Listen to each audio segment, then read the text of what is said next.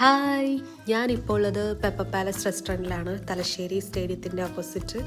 ഞാൻ ഓർഡർ ചെയ്തത് ചട്ടിച്ചോറാണ്. അവിടുത്തെ ഭയങ്കര ഫേമസ് ആണ് ചട്ടിച്ചോറ്.